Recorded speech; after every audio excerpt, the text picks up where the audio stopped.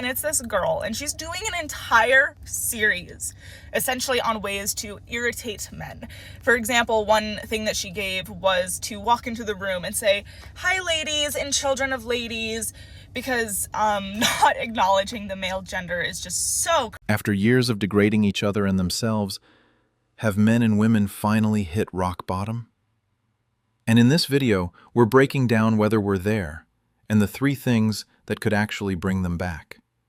Well. Looks like the truth is starting to come out. Young women don't like men. Under 25 women, it's just 35% of young women who have a favourable view of men. And if you go into very favourable, it's just 11% of under 25 women. So we are looking at an environment where young women feel a lot more negatively towards young men than the other way around. I remember like a few weeks ago, my friend was laughing about the fact that she had like yelled at a guy to go away when he asked for her number. Like, if we want to fix our like dating culture and our culture around like men and stuff, women have to lock in. Like, we women, like, be nice. Imagine approaching a woman with all that negativity. Your chances are reduced substantially below normal. So society tells men they're privileged, right? Like the world is rigged for them. But then you look at the stats and it's like 93% of workplace deaths, men. 80% of homeless people, men. 75% of suicides, also men. And I'm sitting here like, if that's privilege, that's a crazy trade-off. Men aren't privileged in society. They're essential. It's a function. The data proves it. Look at the statistics. Approximately 80% of suicide deaths in the United States are male. Homelessness disproportionately affects men. Workplace fatalities are predominantly male. Men receive longer prison sentences for identical crimes. Men don't get custody of children in divorce cases. Medical funding for male-specific health issues lags significantly behind. Men are conscripted into military service. Men are not privileged in society. They're essential. It's a function. Okay, so I just saw this video about like microfeminism, and it's this girl, and she's doing an entire series essentially on ways to irritate men. For example, one thing that she gave was to walk into the room and say, "Hi ladies and children of ladies," because not acknowledging the male gender is just so creative and such an irritating day. Women are making series, videos, and content with subtle, hidden microaggressions against men. TikTok, YouTube Shorts, Instagram. Normalized jokes about men being useless, incompetent, disposable. Stuff like this every single day. It's remarkable to me that people are surprised to hear women hate men more than men hate women. The media has hidden it so well, but it's reached a breaking point to where even they are not able to shield the hostility out there towards men. Another example of how young women have been taught to dismiss men. Nate points out this isn't organic. It's a propagated, intentional effort from media, celebrities, music, magazines, TV, movies.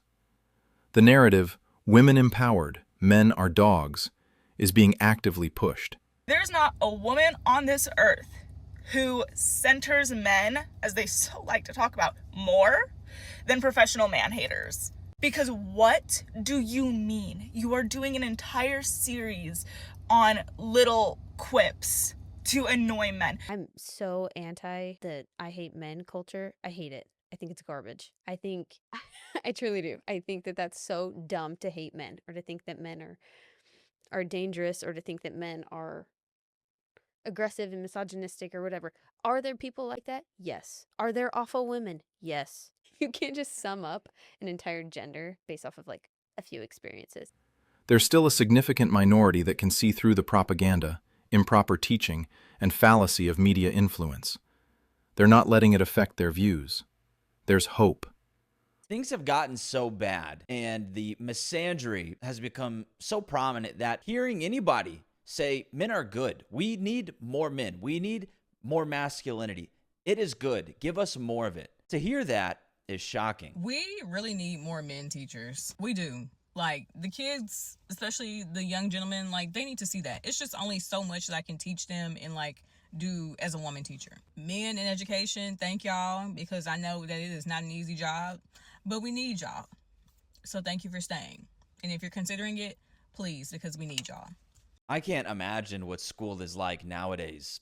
The level of femme-centric indoctrination must be just disturbing. And yes, we need more male teachers, but we don't need more male feminist teachers. We need teachers who are proud to be men and are not gynocentric. You know, we're all supposed to pretend that feminism's goal is equality and not villainizing males and giving privilege to females. But the numbers, the double standards, and the palpable resentment prove otherwise. Life regret research shows work and family are top regret domains. Women regret both paths equally. Some women recognize the need for more men in fields like teaching. One girl speaks out against the narrative of women not liking men. It's good to see there's still a strong minority against this brainwashing. Women have truly hit rock bottom in their feelings toward men and ability to have and maintain relationships, as evident in these clips. But fortunately, there's still a strong minority against this brainwashing. Here are 3 things that can remedy this situation. Solution 1. Awareness of the system is the first step toward reprieve. Women need to recognize this isn't organic. It's a propagated, intentional effort from media, celebrities, music, magazines, TV, movies. The narrative, women empowered, men are dogs, is being actively pushed. Awareness that this is systemic conditioning, not truth, is the foundation. Solution 2. Change the laws. Stop incentivizing family breakdown. Laws around divorce, alimony, and custody need to be rewritten so women aren't rewarded for leaving and men aren't punished for staying. When the legal system stops incentivizing divorce, the social dynamic shifts. Solution 3. Personal, moral, and spiritual improvement. Women need to improve their own morals, go to church, understand right from wrong, develop respect, both for themselves and others. Self-improvement. Be the change you want to see. When women focus on their own character and values instead of absorbing media narratives, they naturally reject the poison. An interesting dynamic that a lot of people don't speak about. Even though men might be the leaders, they tend to follow the women's direction. When women hold themselves to a higher standard and are of a higher caliber, men will push to achieve more, be better, and improve themselves in order to attain the woman. Because attaining the woman and making himself better means he can have the lady for love, life, children, and family. It's a biological imperative, intrinsically found in every man. That's where reprieve starts. Men focus on concrete behaviors.